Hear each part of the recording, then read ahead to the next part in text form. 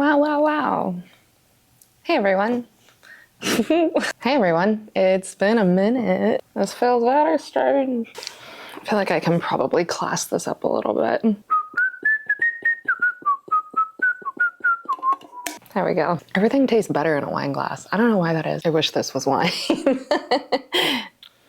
It's energy drink. Well, it's been a little mini since we've done one of these. It's been over a year, but welcome back. I can't tell you how many times I've filmed a fourth develop with me and just never did anything with the footage. But today's the day. This is officially develop with me number 4.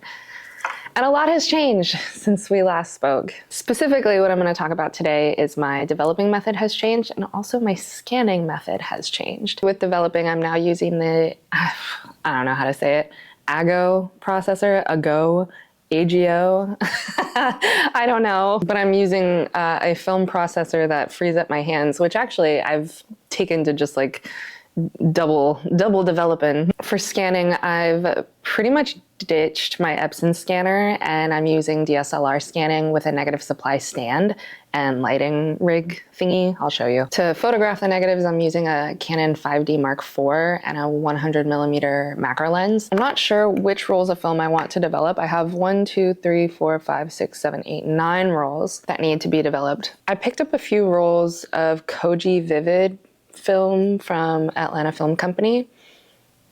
Oh shit, this is ECN too. This is I can't even develop this today.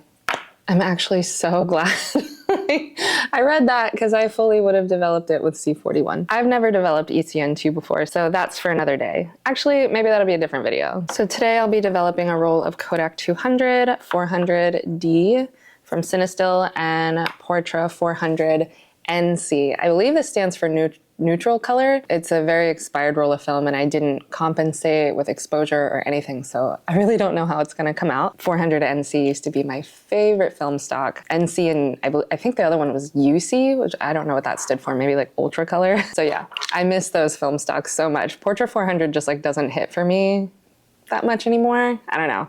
I tend to stick to Cinestill 400D because it's also the cheapest color film that gives the colors that I tend to like. I don't know. I'm talking out of my ass. Let's develop some film. So right now I'm just giving this a pre-soak. This is the AGO processor. This is the piece that connects to this bad boy here. I just kind of line it up and click it in. I've only ever not been able to click it in once and I put the wash through and water spilled everywhere. So luckily it was just water. Oh no, but this time it won't be just water. So because it's on its side, it uses less chemicals. This size tank uses 16 ounces, so I marked it on here.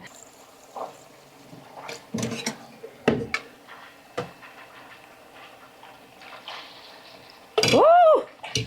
Oh no. I did not connect it well enough. Shit. All right, let's, oh God.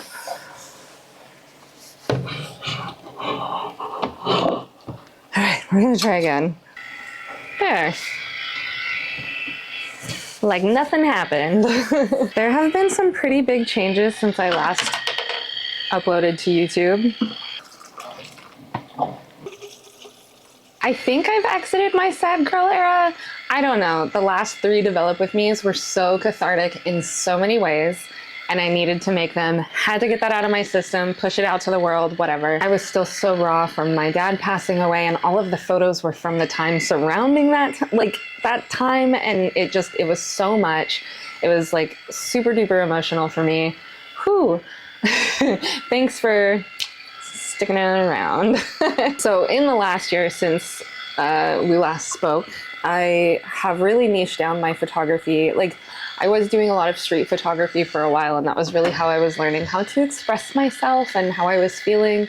But I really found like a real passion in stills photography and behind the scenes on sets. I think I've been on like maybe 7 sets now. Every single set has been such a learning experience. I was talking to someone last night and the way I described it was, it's kind of just like that puzzle piece where it just like, and just like plops right into place, like it just clicks. So I'm really, really enjoying that. And because of that, Dom and I were thinking of moving to New York in the summer of 2025, this summer, but we got some really good news. I'm gonna keep that a little bit private because I don't really know what I can share and what I can't, but ultimately the good news is Seattle based. So it just made more sense to stay here, which I'm a little relieved actually. I love this studio and I like really felt like I wasn't ready to leave. And I have so much stuff here, and actually thinking about sorting everything in the next like 3 or 4 months was extremely overwhelming. So it's nice to have a little bit of breathing room as well. So I get to stay here another year, which I'm very excited about because I love this space. See, look at this. This whole time I haven't touched this. Now, I will say that it's a meditative process that I really enjoy at times, but sometimes I just want to stand around and gab. So I'm not going to pull the camera down, but it does say plus 46. So it added 46 seconds to the 8 minutes that the Blix needed because of temperature fluctuations, which is like such a handy thing. So while on the first set that I was ever on, I met a whole bunch of kids. They're kids to me because I'm just older than them. I met a bunch of very talented young creatives that I've continued to work with throughout the year, and it's just been a really cool and rewarding experience with a lot of learning curves. I'm really enjoying it. So that's why we were going to move to New York, because where Dom works, they also have offices out there. So it would have been kind of a win-win. But due to some things we weren't expecting, good news, just unexpected news, we're gonna stay in Seattle. So this does have a stabilizer, oh gosh, option, but I'm gonna do the stabilizer myself. We'll see. I don't know. This top one doesn't look very promising. Okay, to the photo dryer. So I normally film on this camera. This is a Canon 5D Mark IV, but I have it mounted to the negative supply stand because I already had a macro lens. This is a 100mm macro lens, so this is kind of the setup. Don't look at this. Don't look at that. Don't be looking at this.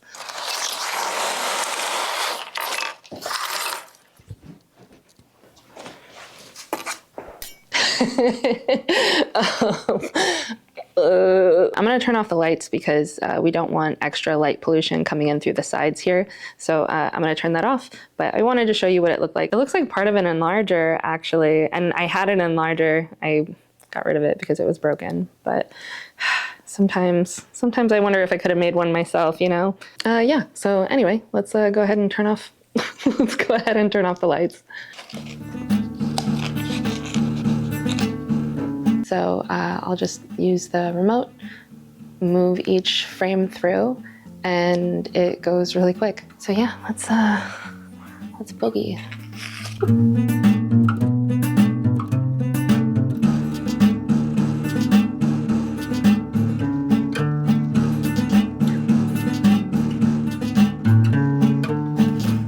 I'm happy to report that DSLR scanning is not only so much faster, but I've gotten some really lovely scans and lovely colors that actually I can tell the difference between the different film stocks. It's nice. I don't know if other people have dealt with this with the Epson scanner. My colors were wild most of the time. It was really difficult to control the colors that I would get. It was very rare that a photo looked like the film stock in which it came from. Some of these photos are pretty old. I'm talking like probably about 4 or 5 years old at this point, so it's kind of interesting to see them. I know that this is during Pride in Capitol Hill because I recognize the outfit. This is Cal Anderson Park. I love when there's layers of people and everybody's kind of in their own lane and you can see every single person, even if they're at different like depths, you know? I've noticed I do that a lot. You know that little boy in Dennis the Menace, the apple boy? That's Watson. I feel like a crime has been committed because I had Portrait NC, an expired roll of Portrait NC in my camera. And do you know how many pictures I took of this dang cat? 9. I took 9 photos. Why?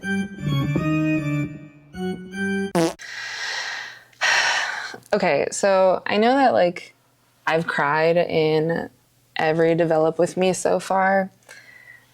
Just like bear with me a moment. Part of my shock, I guess, when developing this film, I think I even said at one point, like all of my videos were around the time that my dad was dying, and they were really hard to get through sometimes. So I was feeling good about these rolls of film because I knew that I had worked through all of that film and I didn't have to see those photos anymore. Well, imagine my surprise when I'm scanning this film and I come across 2 photos of my dad taken in my studio that I've never seen before. I'm not the type of person that looks for signs, I guess, that someone is still around or anything like that. But sometimes a little something comes through where I'm just like, it just feels like a, hey. Hey, editing Jessie here. I had to stop here for the night and resume another day, which for my own mental health was a really good idea. Anyway, between then and now, I picked up a macro lens for my Fuji X-T5 and decided to use that as my static DSLR scanner that doesn't get removed from the stand at all. There's a little jump in the video here because I switched filming and scanning cameras mid-video. Anyway, I like this setup more rather than using my Canon because of the flip-up screen and also the option to highlight focus points, which helps me get the negatives as sharp as possible. Okay. We are in a different day. It's a different day. I didn't really think this through. So, update. Of the 3 rolls I developed, 1 was blank, 1 was Dom's, and 1 was mine. So I ended up developing another roll of film, and that one was also Dom's. For Christmas, I picked up a Pentax 17 for Dom. That's a fun little camera, that Pentax 17. Half frames are relatively new to me. I have an old Bell & Howell. Hold on. So I have this Bell & Howell camera, dial 35, and I got it because Grace Coddington had one. And this is a half frame. Listen. Like, are you kidding me? It's like cleaning your ear with a Q-tip. But yeah, this is the only half frame that I've ever used. The only half frame I'm familiar with. So it's a little different than the Pentax 17. It's a lot heavier than the Pentax 17 too. But same concept. All that to say that there have been some adjustments in the negatives in a positive way. There's a pun in there, but I can't. It's been too long of a day. I got permission from Dom to share these photos, and it's also kind of like, it's Dom's camera, but sometimes when we're out and about, we use it interchangeably, and so it's more just like a nice, well-rounded look at our life, I guess. Oh, I was trying to kill a roll, so I took some pictures of my studio, which is where I'm filming now. So I'll share like what the inside. I don't think I've ever really shared what the inside of my studio looks like. I have an L-shaped desk made out of 2 IKEA kitchen counters, essentially. I was definitely just trying to run out the roll. This is the very first street photo I ever took. This is just more of my studio. It's a painting of me that my friend did in like 2006. And then behind that is like this thing I found at an estate sale. It was someone practicing their fonts. It's right here. Let me just pull it up. And you could see, I mean, maybe you can't see, but there's like pencil marks. Poor guy got kind of a bad grade on this. It's dated October 4th, 1963. He got a C- on it. It says pretty ragged and irregular strokes. Well, you know what, Mike? It lives with me now, and I give you an A+. Good job, Mike. You'll always be a star to me. I love my little developing area. I don't know why, but I call it a bog. It doesn't make any sense, but it is like my little like swamp. It's like a little cave because I have that wall behind me too. I've thought about taking that wall out and I feel like I would feel so exposed. I actually really like my little cramped space. It's cute. So these are from the Pentax 17. They're half frame, which I think they might be a bit grainier. I'm not really sure what to expect. Oh yeah, whoa. Wow. So this is on Christmas because Dom got this camera for Christmas. So we were testing it out. Some people are really into cold plunging and I gotta tell you, I don't think I get it. Does it shock your system in like a really good way? A lot of people have some pretty mixed feelings about the Pentax 17. I'm so curious to know what your thoughts are on it. I didn't film it, but I did actually end up including another roll of film that I did. So this is actually 4 rolls of film. 2 rolls of film from my camera, 2 rolls of film from Dom's camera. So with that said, here are the photos.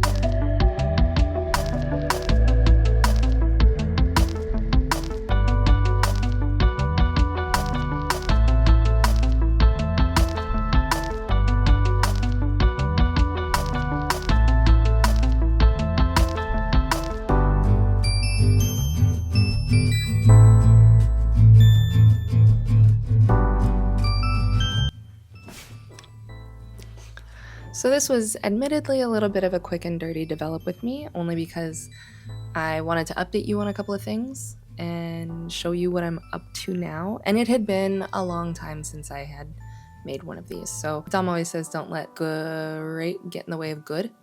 And this may not be, you know, my most stunning masterpiece, but it was time to just like make something and put it out, regardless of whether it was great or good. My process is so much faster now that it's a lot more enjoyable to do and a lot more enjoyable to film, if I'm being honest. So yeah, that's about it. I'm trying to find my groove, trying to find my stride.